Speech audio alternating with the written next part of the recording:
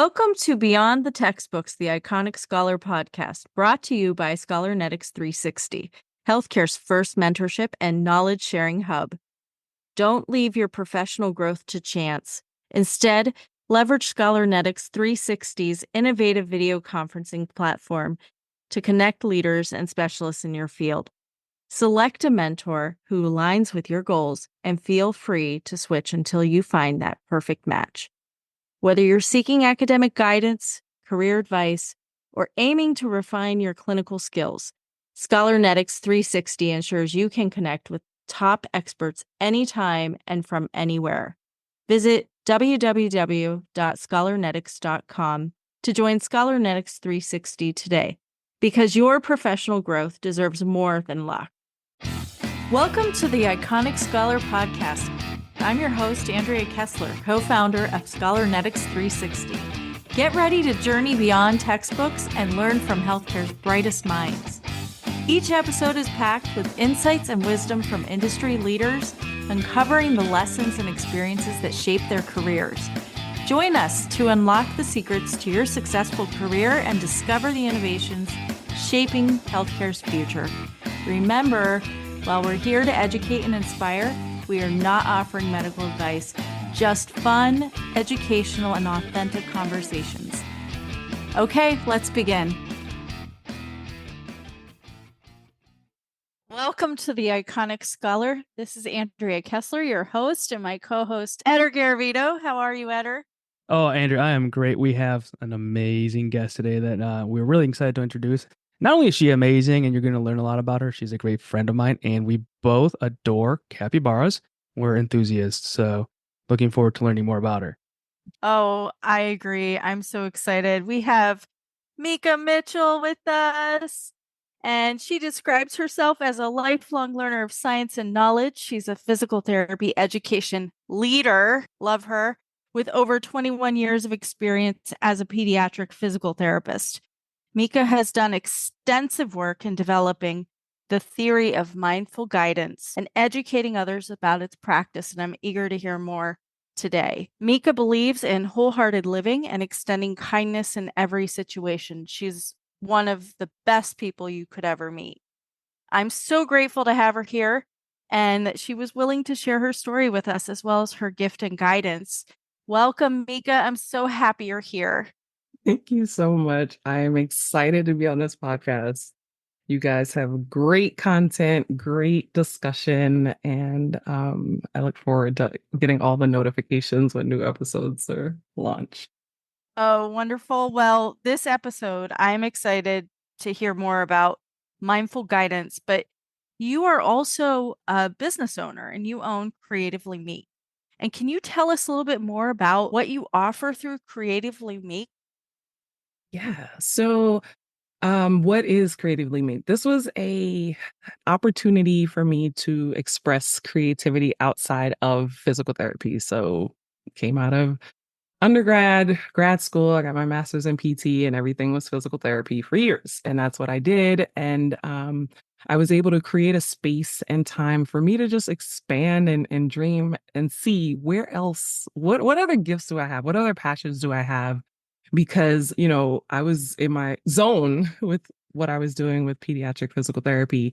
And so I have a opportunity to just really be creative, and the creativity, it's in through mindfulness, it's through the digital media and arts, and just kind of exploring what's out there for us to do. And through mindfulness, Creatively Meek is really where I can grow my mindfulness practice, the types of exercises that I offer, and mindful guidance. And so I kind of coined that term. I feel like I coined the term because I don't feel like I'm a coach. I feel like I have enough lived experience where I can share my knowledge from that standpoint, right? So this podcast, your business, Scholernetics, is all about mentorship. And, I have been mentored informally and formally.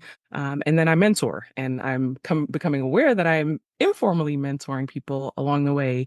And so being this mindful guide is, I can share life experience knowledge, as a wife, as a mom, as a human, as a friend, as a family member. But then I can also share physical therapy knowledge and being able to then pair that with this practice of mindfulness. And, in some of your previous episodes, you talked about belongingness. And I wholeheartedly believe that that's like the key to everything of us moving forward in our full capacity. And so being a mindful guide, I can just give this perspective of how do you apply mindfulness into any and everything that you're doing. And then, it probably starts with what is mindfulness, right? It's an approach to life. I feel like it's a lifestyle that I have embraced probably in the past, I can't even count, but maybe the past 8, 9 years. What brought you to mindfulness? Yeah. So my youngest, no, take that back. My oldest child, I had an opportunity just to kind of share some mindfulness with him to help him center and get ready to explore school and going from, being just a intelligent preschooler is a different existence than when you have to go into kindergarten. And then these rules are a little bit different. And just looking for what opportunities were available to kind of just help him center and center himself. And in that exploration, a good friend of mine, we went to high school together. She was like, well, have you considered mindfulness? Because it doesn't sound like, you need any extensive external supports, but mindfulness might be what would be helpful for him. And at that point, I had never heard of it. And I gave it the squinty eye. I'm like, what is this mindfulness you talk about? Tell me more, right? Is this something that I should be exposing my child to? Like, what is it? What are they going to be infiltrating his mind with, right? Like all the thoughts of like a concerned parent come through. And I did a lot of research into it and looked at what this practice is, what it's not. And so in exposing it to him, we did it together. And, it was for him, right? When I got started. And then after we did this consistently, I was like, wait, I feel like I'm, more accepting, more open. I can slow down and see, like, wait, I'm a little tense here. Let me take a deep breath. Wow, I feel a lot better now. And so that's when I realized, like, wait a minute. So I'm like knocking him out the way, like, no, this is my mindfulness time. And so that's kind of where it started, just being a student of it. Initially, and everything happens for a reason. 2020 came and knocked us all upside our heads. There was this double pandemic. I used to call it the panini press. This COVID was just, it had us in our homes. It had us worried and concerned. And then the murder of George Floyd just really had everybody on notice. And there was a lot of tension and stress. And a dear friend of mine and we were having these conversations around how do we support students, right? We're both in education and academia. And, when this was happening, I knew I was struggling, but I was already working in my craft, right? It wasn't like I had to learn something new, but I'm like, but these students, like they have to go to class every day. Like there's content coming at them with this fire hose, fire hose of information. And my heart just really went to who is there for the students? What is the support in this unprecedented time? Thinking about students that are of marginalized identities that are in programs where there's nobody else that looks like them. Some of their faculty and their peers don't even know how to, like, people didn't know how to talk about what was happening. And so Dr. Lisa Van Hoose and we just were like, all right, we're going to open up a Zoom room and we're going to have Mindful Mondays. We're just going to open up this space and talk. We're going to be there. And so it wasn't what it evolved into now. It's this beautiful community. But then it was just like, look, we just want to hold space.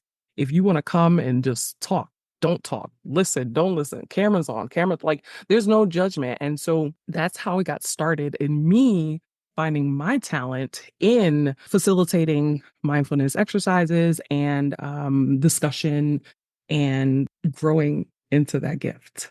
I love that. I guess my thought is first question, going back to the beginning when you were talking about working with your oldest child. Tell me, does your family see you differently? Do they comment about how different you are integrating mindfulness? That's a great question. And I guess I would have to ask them. Um, I don't think I've ever asked them, like, do you see me as a more mindful person? But I do see my children, they use it and they'll use it with me. They're like, show hand on shoulder. All right, mom, you might need to take a couple of deep breaths. Do you need do you need a moment? And I'm like, actually, I do. Thank you for noticing that. And so I think it has become a way of life. in just how we assess our emotions. I feel like it's helping us all be more emotionally intelligent because you're checking in with yourself. Like you are slowing down in the midst of a world that moves so fast and the demands are high and strong and powerful and can be overwhelming, but giving yourself this permission to slow down, to stop, to assess and see, what am I feeling? Why, why do I feel like this? Can I identify why? And what is mindfulness? Mindfulness is non-judgmental. So I think just really giving permission to say, you know what, I am angry. I don't have to judge it. I don't have to feel bad about it, but I can acknowledge, like, I'm angry. And then how do I move forward? Like, how do I want to be? Right. Or I'm really excited right now. Right. I think that non-judgmental piece is hardest for some people, but that's what takes this practice into the next level of people being able to say, you know what? I feel like there's a difference in this experience with you because I can share, I can talk, and it's not like, for real, really, and we're all human. There are times where I might judge you, right? There may be some judgment behind it, but I try to live this out because I see the value of it. Well, yeah, I mean, I think anybody who says I don't judge people is a complete liar. It's a natural thing, Absolutely. and I'll admit it on this. I mean, I put my foot in my mouth many times in my life when I've judged somebody and they turn out to be an incredible person. But and what I really love about this creatively meek thing is that the fact that it starts with the term creative, right? And as we continue to grow with the podcast and the company, and we continue to get coached, I continue to be told not to say that I'm not creative because I'm not only colorblind. Not to sound cliche, if I had to draw a stick figure, if my life depended on it, I don't think I would survive. So, we switched that narrative to I'm learning how to be creative. But the great thing about what you're doing is that it doesn't translate into I am an artist. I am making murals. We can be creative in ways beyond murals and beautiful sculptures and things of the like. But I think what it really interested me from when you started talking about this was the fact that Mica, I know you. You have a lot of accolades and publications and your pediatric certification, your teaching, all these things. But you said I wanted to do something for myself on the side that didn't have to do with PT. And I think many would argue, especially students, like, how did you find time to do that? How can somebody that's so busy, has contributed so many great things to our profession, all of a sudden sit down and say, I'm going to find something else besides PT education that fulfills me. So I even sometimes struggle to find the time. How did you eventually come to that sense of I want to do something different and I have that time, or how did you do that? That's a great question. And I think it absolutely starts with making the time. Because if you try to find it, if you think you're going to find it, you won't ever, but really just taking and making the time. And so I think mentorship, having conversations with colleagues that encouraged me to set boundaries, set goals, right? Like slow down every year. What are my values? Like, are my values still the same? Is what is driving me? Are those things still important? And once I get a handle of that then exploring the things that bring me joy, right? Like I have no financial association with Canva, but that's my happy place. Like, let me go canva.com. Let me go in there and see what's new. What can I play with? What can I build? And so I feel like finding this gift really did start with, well, maybe it started with PT, right? Like, I feel like there's this beautiful art of the physical therapist and how you use your hands and what you do. And I work with children that can't always figure out their movement patterns. So sometimes I have to help them. And so I help them with my hands. And I remember watching physical therapists, even as a student. There was a brilliant, talented pediatric PT that came to speak to our PT class. And I think that's when it changed for me. At that moment, that was the moment where I was like, oh, peds is it for, like, yeah. And so I would go observe her and just see how she was able to help these children move. Sometimes hands on, but sometimes hands off. And maybe it's through how you explain or, this conversation with families. And so I feel like the creativity starts in our practice, like being a pediatric physical therapist.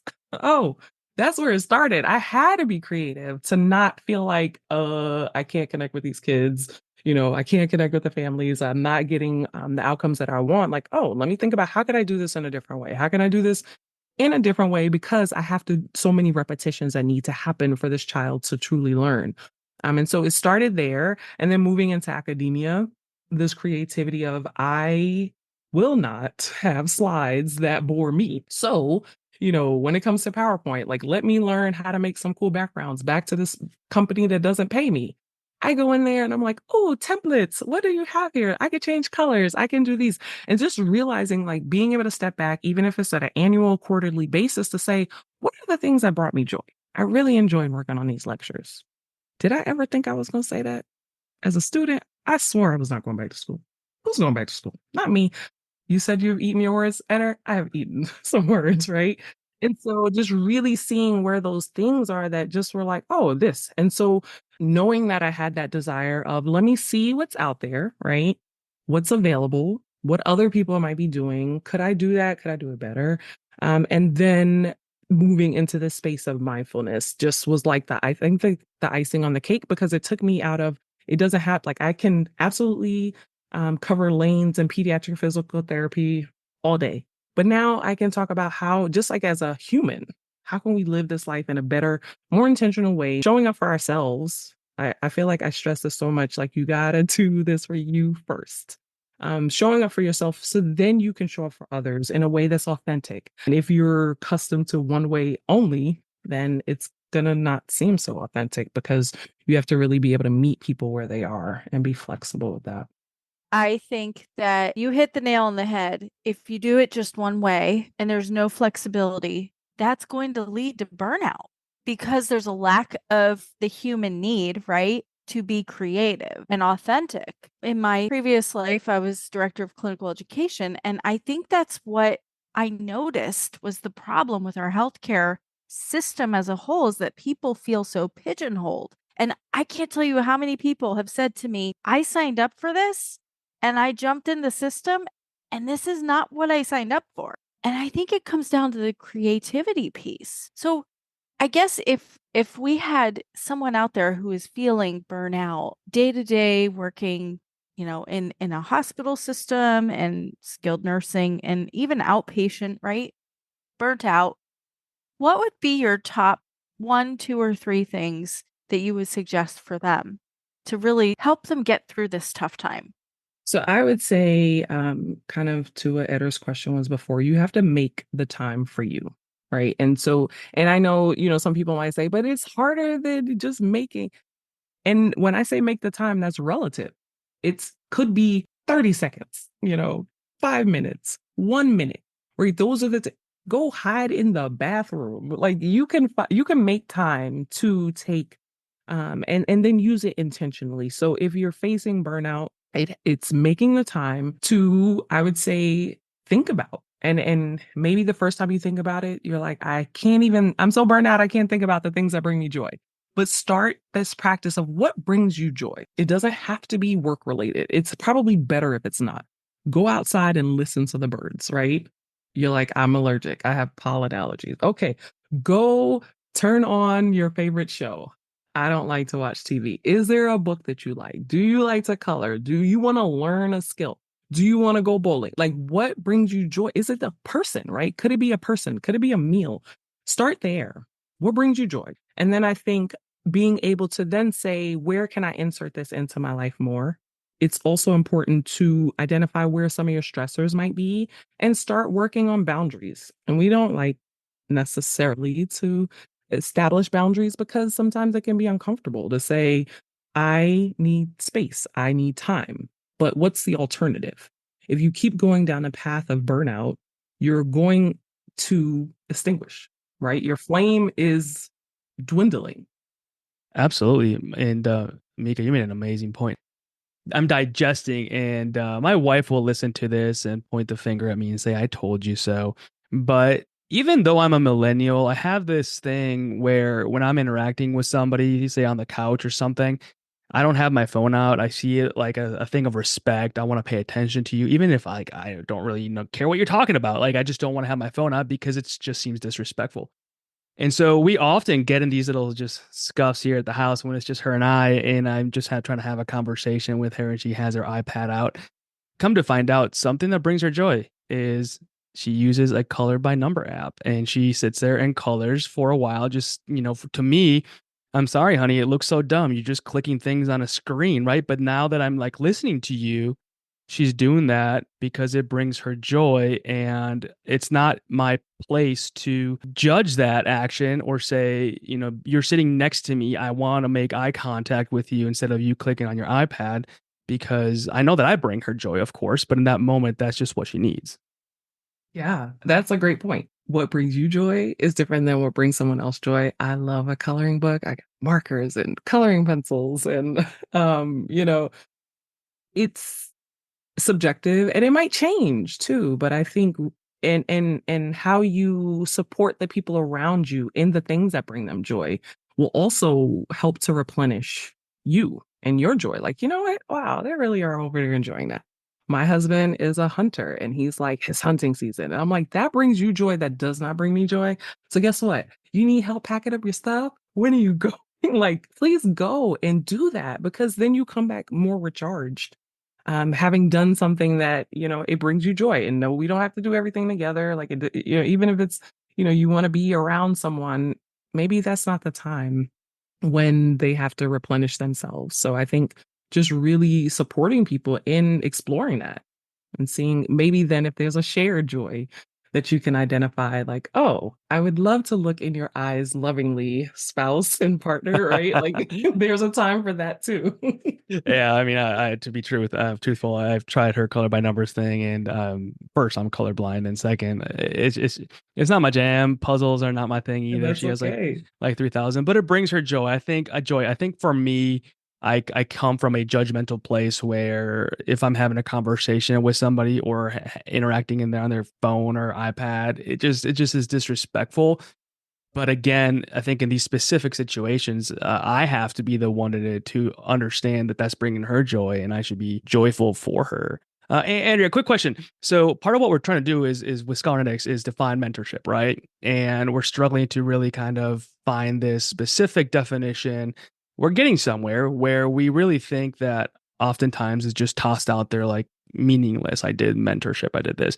I think that I've heard resilience, mindfulness, all these things very loosely as well. So, how do you define it? I want to know like what is mindfulness to you besides what you already talked about? Like how is what you're doing and your mindfulness different than when I hear somebody just say it on the internet left and right? Because again, I feel like it's just very loosely thrown out there. Yeah.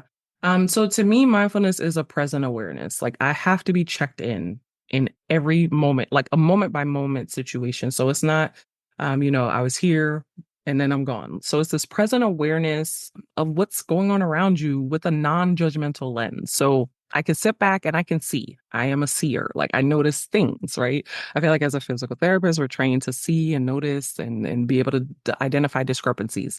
But to be a effective physical therapist is probably in your best interest not to judge it. Being objective in what we do. If I am an objective clinician, I can see this gait pattern, this movement pattern, and I see where these things don't line up necessarily. I don't have to judge it. And so there comes a time where I make an assessment. I go and make these connect the dots and say, okay, this is why I think that's happening. But it's still, I liken it to mindfulness practices, present awareness. I have to stay locked in because if I turn my head, if I focus on something else, I'm going to miss what's right in front of me. And I'm going to be aware of what is changing, what is happening, what is there, what is going on with this element of non-judgment. It is what it is. Like I think that's such a beautiful statement. Sometimes we take that out of context, but I'm like, no, it is what it is. We don't have to judge it. I don't have to say it's good or bad. It's happy or sad. It just is. And then with that acknowledgement, then you decide where in which direction you go with it. What's important is to acknowledge. Yeah, no, I agree. I think there's all these training programs in mindfulness, but in reality, it's just being a good human being and being quiet and finding that inner peace, if you will. And it's different for everybody. Sometimes inner peace is listening to heavy metal music for people, or or going for a ride, right? And like she said, when she's mentioning it could be 30 seconds, it could be 30 minutes, whatever you have. Even if you take those 30 seconds to headbang to your heavy metal music, because that's what you need, Mm-hmm. then be in the moment. Mm-hmm. So back in the day, I used to have to drive an hour and a half to work, to and from, and I worked long days, and I was so busy. And you're right, you have to make time. But you know how I got to that point for myself? Because, I was getting burnout. I was going through a lot of stress. I was having a hard time. It was really starting to affect me. And I heard someone talk about finding the minimally effective dose of exercise, of food, of water, of, meditation, whatever, prayer, whatever practices you do in life. And that resonated with me as being a busy person. What is the minimally effective dose? So for me, I started saying, you know what? It's walking 20 minutes in the morning. And you know what? Today, I can't do 20 minutes. So my minimally effective dose is 10 minutes. For whatever reason, like you mentioned, as physical therapists, we're taught to measure, measure, measure, assess, assess, assess. And yeah, you're right. We can't judge right then and there the way our patients are performing, because we're here to help them. And I mean, we've seen amazing things with our patients. We've had patients who've had, strokes or spinal cord injuries, and you think, gosh, they're never going to walk again. And oh my gosh, they're like beyond where we ever thought they could be. And so I think within ourselves, we have to find those minimally effective dosages, but also not judging myself in this moment from maybe a bad day or maybe a bad situation that I'm in that's continuous for a little bit of a period of time. But I have someone told me that we all have power to change things for ourselves as well. And I think that hearing you speak, all of those messages are coming to me. And I really do appreciate all you're sharing with us. Those are some beautiful points. Was that you with the power? It was Eder. Eder. Me with the power. He's like, with great Yeah, right. power comes great responsibility. But I love that minimum effective dose, right? Because then it doesn't seem so overwhelming. You do what you can. Where do you realistically feel like you can implement this? And that minimal effective dose, especially when you notice you're off. Like, I know when I have to be in front of other humans, my intention is to express love and kindness. Like, that's just who I am. If I know I can't do that, that's where the boundary conversation is important, when we talk about burnout. And so I will let people know I am not myself when I'm hungry and when I'm tired. And there might be about 3 warnings that I could give you before you will see a different version of myself that's not the loving kindness kind version, but it's still not hateful. But it's like, oh, what's wrong with her? I told you I was tired. You know what's interesting with that, Mica? Like when you talk about boundaries, it does sound very aggressive. Like, hey, if you mess with me, this is what's going to happen. But now when you say it, you've said those things to me. Like I'm not myself when I'm hungry and when I'm tired. And it's so innocent and so benign. But that is a boundary. It doesn't have to be this fire thrown at somebody or shade, right? And I think with practice, you learn how to be able to speak up for yourself. I think that's another element of how do you avoid burnout. You have to be able to find your voice and be comfortable saying something that might be uncomfortable for somebody else to hear. But what I feel like if I am uncomfortable in a situation or I'm about to be uncomfortable, wouldn't it be best for all of us for me to just express a boundary so that I don't have to suffer, but nobody else has to suffer either? Like we could just establish what the norm is. And I think it's received when it comes from like, what are your intentions, right? If your intention was to be stern, when you set your boundaries, it may not be received. Like, oh, I feel like I have to be a hard nose and I have to lay the line.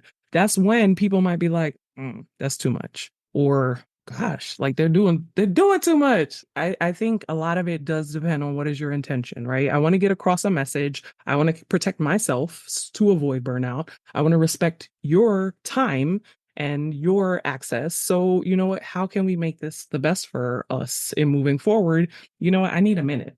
One thing I've seen with students going along with and I love your input here. And myself, I've struggled with this. I don't want to upset people. So those boundaries are important. But like you were saying, your intention matters, but like it teeters on that sensitive line of, I don't want to upset somebody, but I know if I put this boundary in place, and they say, what's the saying? Like, the people who get upset from your boundary, it's because they've been crossing that line when they get upset with you. But like, how do you guide people in that area of understanding, like accepting that people are going to be upset? Yeah, and I would say that maybe they don't have to be upset. And I think it's how you do it. So, in having conversation with students about just the power dynamic of being a student in a program or being a student in a clinical rotation, my encouragement is from the beginning. So if you are meeting your CI for the first time, a lot of what we do is relationship building and getting to know the person around us. So the more you can get to know who you're working with, it helps you to truly understand what you can and can't do, what you should and shouldn't do. And so as a student, I would say the very first time if you're scheduling a meeting with a professor, if you are trying to talk with your CI, or even if you're a new practitioner and you're going into clinical practice, the sooner you can have a conversation of who you are and how you best function, that then in itself opens up this conversation to say, you know what? I'm a visual learner, right? You may say things to me and I will nod and smile, but I really need to see it or I need to write it out, right? And so that then starts this conversation of, oh, well, maybe that's the same or different than who you're talking to, right? And then, how do you like feedback? You know what? I really have to process what I hear. So, if you could pull me aside, I get embarrassed around, groups, or sometimes I get paralyzed in confronting situations. Can we have this side conversation and discuss what's happening? And is it okay if we go back and forth as to, let me tell you why I did it, and then you tell me what your perspective was or what else you would consider? And I think just really being able to open that dialogue, it shouldn't always have to come from the student leading it. But if it's not happening, it absolutely, I feel like we should be empowered to have students say, hey, can I talk to you a little bit about how I learn best? How I function best, right? Like going into a new job in a situation, like these are the things that Ed has heard this. I ask a lot of questions and I lead with that because I know that if I don't say that to people, it can come off as, why is she asking these questions? Like, what is it now? No, because I want to understand. And if I don't have a true picture or idea of how things work, it's good. I'm going to miss it. You're gonna be like, what I told you, oop, over my head. But I'm letting you know from the beginning, I am going to ask a lot of questions. That's just going to happen. I think it's also a little bit generational where when we start asking students questions, they feel like we're questioning them. Now, of course, there's an art where you don't ask questions in a way that they feel questioned. But even if you phrase them beautifully, they feel like the more that you ask, the worse that they're doing. Whereas from my perspective, the more that I ask, the more interested I am in what you're doing. And the more I want to know why you did what you did, because I think it's incredible. But interestingly, like you, whenever I start seeing students sort of pull away when I ask more than one or two questions and start getting a little bit nervous or anxious, I pause and I literally say, look, you did great. You did not fail. All right, let's move past that. I'm asking you questions because I want to know what's going inside that bright mind of yours. But if we don't do that, it can be interpreted as you mentioned, like, I'm doing really bad because they're asking me all these questions. But like, it's the complete opposite. But it's also the power dynamic. 100%, 100%. And how many of our students have been in power dynamics in the past? And honestly, education practices are poor and they've been abused. Absolutely. Why I feel like I'm so much more transparent as to why. Like, and I will tell them, guess what? When I ask questions, it's not a trick question. Like, I genuinely want to know and I want to pull it out of you. And so it becomes like part of then what I have to say. I remind and reassure because, like you said, I don't take it for granted that you've had a great educational experience. I know trauma happens in education because of that power dynamic and people taking advantage of, oh, I'm the professor and I know everything and I want to be the sage on the stage. But it's like, well, we absolutely should be co-learning together. And so do you find like that's your best way of balancing that power dynamic? Because I still think there needs to be a balance here, right? Now, Mica, I poke fun at you because you're a child at heart, and I love how happy you are. And you're like 6'5" rolling on the ground like with a unicorn backpack, and I absolutely adore that about you. But at the same time, even though that's your personality, you need to be able to put your bad face on with the students when it needs to be on. So how do you manage that balance? I think that's where relationship building is important. And so being very proactive and intentional around explaining the why, right? So we are in adult education, right? The andragogy of how do I engage an adult learner? I have to tell them why and what's going on, right? The days of do it because I said so, don't nobody care. But if I can do my best job of explaining the why are we learning what we're learning? Why are we doing it this way? And, what are some other considerations? And so I think when I have to own and step into, there is the PT educator, Mica, but then there's like this pediatric PT educator, Mica. I feel like I ramp up when it's time for peds because look, there's so much information that I need you to know. It is going to be hard. Like, I know you see the fun side of me, but like now it's time to get to work and we got to dig in. And then just continuing to make those connections, building relationships and encouraging students. I think if I took this stance of, I know everything, come and get it, it would be a different interaction. But just really being mindful about who that power dynamic that exists just because I'm the professor, but being mindful of that and still figuring out a way that I can connect with the learner and opening up a space for, if you have questions, like I absolutely need you to not hesitate and reach out to me because more than likely I can guide you through. I can either, yes, you're on the path or you know what, maybe you got off the rail a little bit, but let me veer you back to where you need to be. And so being forthcoming with information is also what's helpful in just really getting the students buy-in. Like, I do know what I'm talking about. And I am here to help you, even if you don't find that out until midterm. Like, oh, she was serious about that. Yeah. If you rewind, I was telling you the whole time, but you had to catch up and find it for yourself, and just holding that space of loving kindness. So whenever you get there, if you get there from day one and you get it and you hear me and you're on board, or you're like, I don't know, this is too much, or life circumstances happening and the time isn't right, right? I'm not judging that.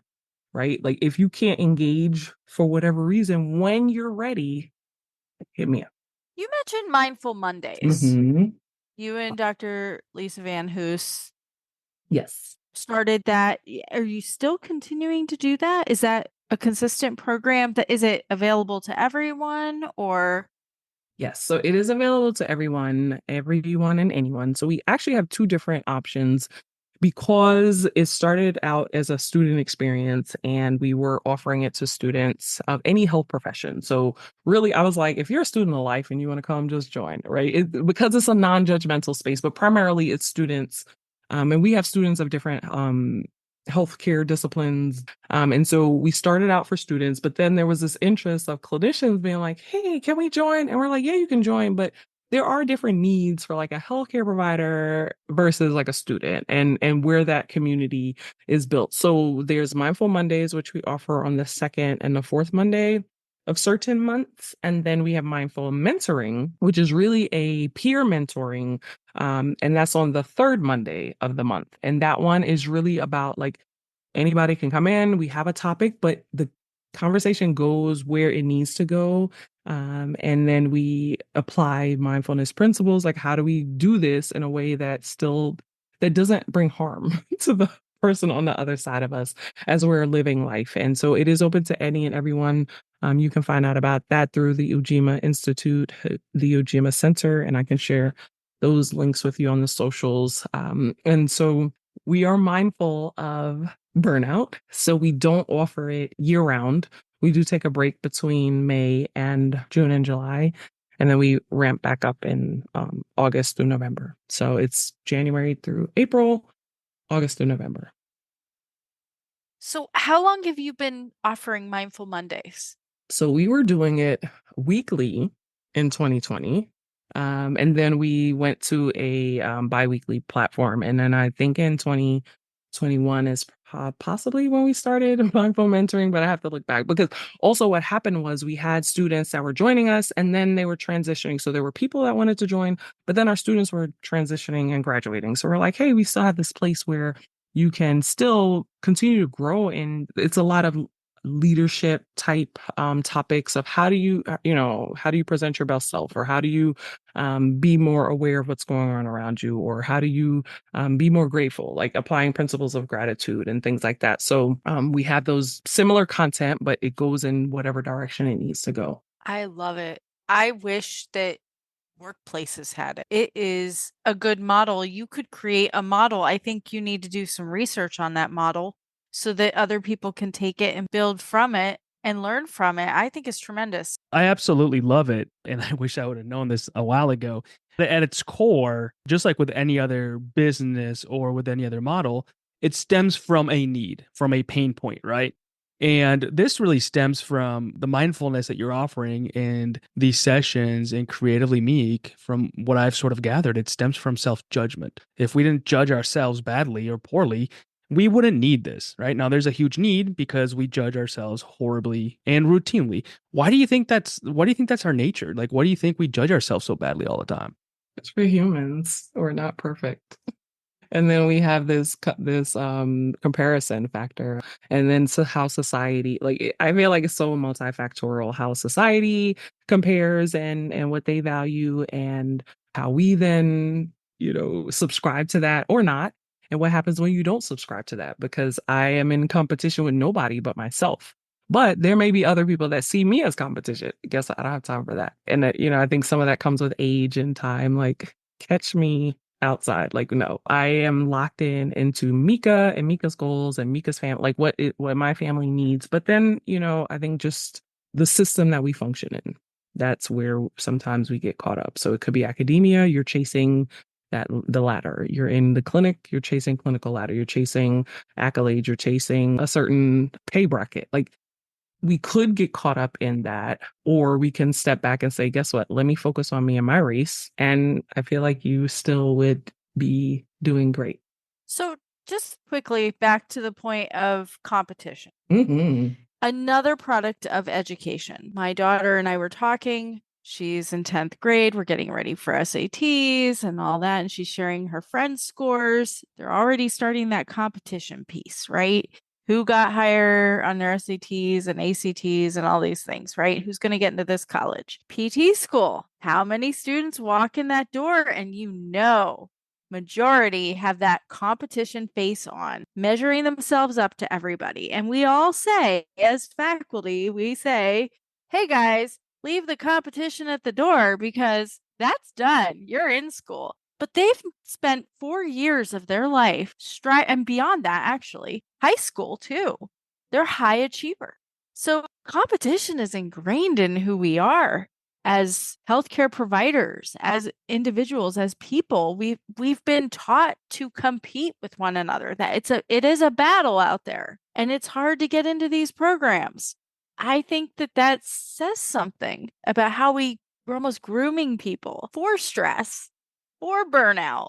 And then they get to PT school, and let's be honest, PT school's hard.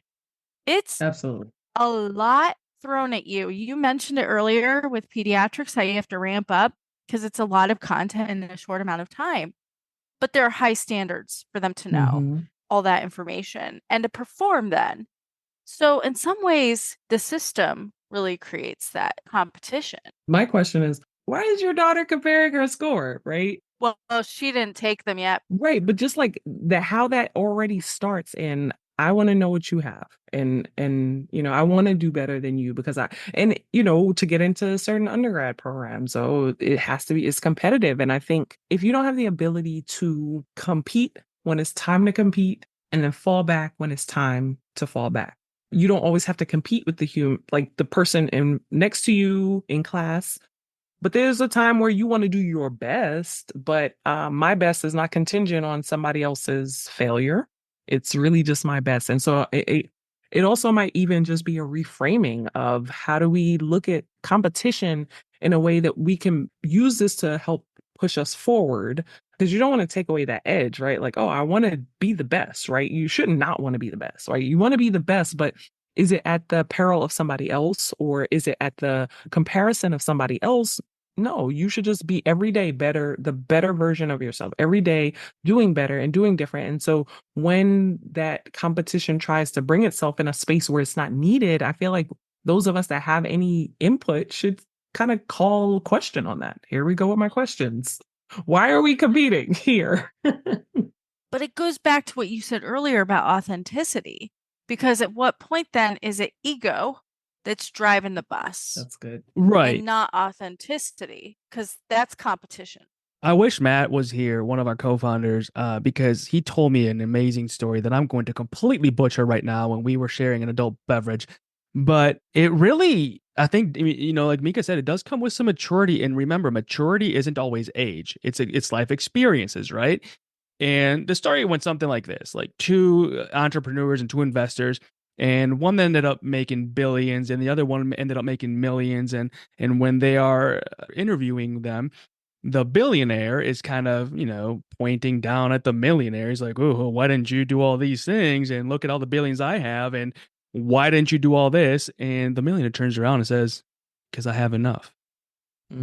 Absolutely. I love that. So, and I loved it too. And again, I butchered the story. I need him to tell it to us again, Andrea. Whatever the other version is, I like this one. Right. Yeah. Okay. You'll love the original. But I think if we can recognize when we have enough, that grounds us, because I don't need to compete with the Joneses. I don't need what everybody else has. I have enough. And he told me this story not even a year ago, and I live by it now sometimes with a lot of things when I'm just like, I really wish I had, no, I have enough. And it's not always material. It's even intellect. It's research. It's anything. And so I think we just continue to chase this pseudo-American dream of the day that we enter kindergarten until the day that we retire when we're 70, we're supposed to work our life away. And I want to get to a point, and I'm working towards a point where I can say I've had enough and I have enough and I don't need to chase anything else. And so slowly I'm pulling myself away from the competition in ways that you might have seen, Mica, or not seen. I don't know, because I feel like I have enough in a lot of different capacities and I no longer push on specific agendas because they're just not worth it to me. If they're going to take time away from my family, my friends, and my dogs, and it is not worth it to me, coming right back to your mindfulness, I ain't doing it. And I think that's the mindful approach, right? You have done that self-work and that self-assessment to see what are your values, right? And those sounds like they've changed. But what are your goals? And then how are you moving and making intentional choices, right? So part of mindfulness is being intentional. So how are you making these intentional choices to move forward? And I think this is where mentorship and guidance come into having someone that it doesn't always have to be about agreement, because I think just even in, sometimes where people don't like the questions is, let me ask you questions as to why are you doing what you're doing? And is that working for you? Is that lining up with your values? Is that lining up with your goals?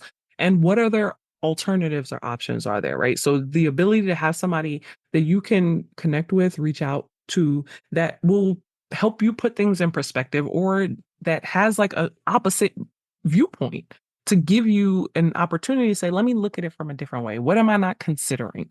And I think that's important to get you settled in where you are, to say, you know what? No, I'm really good. Like I know where I was on a particular path, but I was able to slow down and see, is this even what I want to do? Right? Like I thought there was something that I wanted to do with my clinical path. And through circumstance and investigation, I was like, yeah, I don't want to put in the time for that.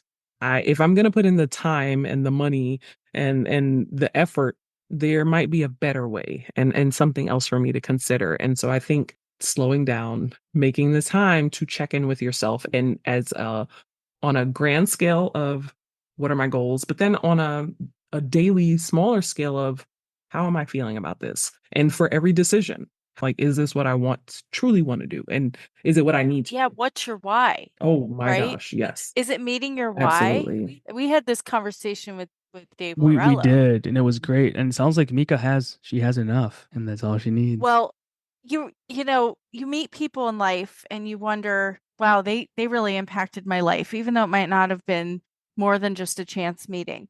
But I had an experience, and you made me think about this. And thank you, Mica, with sharing your story, because this was really an interesting experience for me. I was working in an outpatient clinic in Pittsburgh, and I also worked PRN at a hospital in the area, in the city. And so I knew who the surgeons were, who the top surgeons were at the hospital and everything. So one day I look at my schedule after lunch and I had an evaluation, and I'm like, hold up, what's this patient's first name? And my colleague told me the first name, and I said, he's a surgeon at the hospital and he's won lots of awards. So automatically I'm sweating, I'm nervous, So he comes in, do the evaluation, and we get talking, and he says, "Where are you from?" And I said, "Central Pennsylvania." And he said, "Oh, I went to college there." And I knew the college, really great school. He said, "I flunked out." I said, "Oh yeah?" He said, "Yeah, and I pretty much just had a great time for 10 years." And then I decided to go back to school, and I became a doctor and a surgeon. He opened up my eyes to the fact that, wow, he's an amazing surgeon. And he flunked out of college and took 10 years off. And he's a great guy. Like, I really appreciated him sharing his story with me. I think we need to share those stories with everybody. Not that that's a failure. That's not a failure. That's just a different path, like you mentioned. Absolutely. His why, he didn't know why he was in college. He didn't really want to be there. And he did what his authentic self wanted to do. And there's nothing wrong with that. Yeah. And I think there's value in us telling our stories, right? So, I don't always think about what I've done in a way like every day. I think about all the things that I've done. Like, oh, or sometimes I reflect back, like, wow, I have done some things. Oh, or when I have to calculate, like, how long have I been a physical therapist? That in itself has blown my mind. I'm like, oh, we are in decades now. But I would like to just say, like, as a point of encouragement, every step along the way has not been filled with success. It has not been filled with joy and happiness and, like, just really excited about life, because part of life is experiencing challenges. And so I would just like to say that I had my own failure. When I was a physical therapy student, I did well. There was one class that got me, and I put everything into it. And for every struggle, like, being able to reflect and learn something about it. Like, I didn't do as well as I wanted to, but I learned something about myself in the trying, right? It happened in undergrad. There was this one particular class, this teacher was tough, and it made me pull every resource into how do I study and learn this in a way that I can be successful. Same thing happened in PT school, but I'm like, oh, I know I can dig in, right? And so when it comes time for every person that wants to be a licensed clinician, you have to take a national board exam. And I was not successful on that first try. And I think being able to tell that story to encourage people, like, you have got to be about your business when it comes to the knowledge that you learn in PT school, because you want to retain this. I am able to dust off the cobwebs of what I've learned 20 years ago, what I learned about critical thinking and how to think and how to assess a situation. I don't practice ortho, but I can still dust it off and have some input. And so not being successful with that board exam, I had to show up for myself. Like, okay, what is my why? Do I really do I want to take this test again? Well, guess what? I want to be a PT. So buckle down and study more intentional, be more about this business. And I think where you don't have success, where you may have seen a failure and it was, it can seem like a catastrophic moment in time. There were people around me to say, like, okay, dust yourself off, like, have your moment. And now what is the plan? How are we going to move forward and be successful? And so then that's what happens. And along the way, you might experience that you're not doing what you thought you would do, or you haven't had the success that you wanted. But if you keep persevering and pushing forward towards your goal and knowing your why, I think your why drives you. And so there's still hope for being able to do amazing things when you've had a setback. Mica made me dust the cobwebs off my peds knowledge this last week with this absurdly complex pediatric case. But complaining aside, I love that message. I loved it too. Mica, I'm so glad that you were able to join us tonight. I learned so much from you. Will you come back, please? Yes, of course. We want to learn more from you. And Creatively Meek, we will have that information available for listeners so they can check you out and contact you. And then we'll also have the information for Mindful Mondays. Yes. Thank you for this opportunity. You might find us there. Yeah, please come next Monday. Thanks so much, Mica. Thanks for hanging out. Thank you, guys. Thank you for joining us on the Iconic Scholar podcast. If you enjoyed today's episode and want to continue the conversation, don't forget to connect with us on social media as @ScholarNetics360. Make sure to hit that subscribe button so you never miss an episode. And remember, always consult with a healthcare professional for medical advice. Until next time,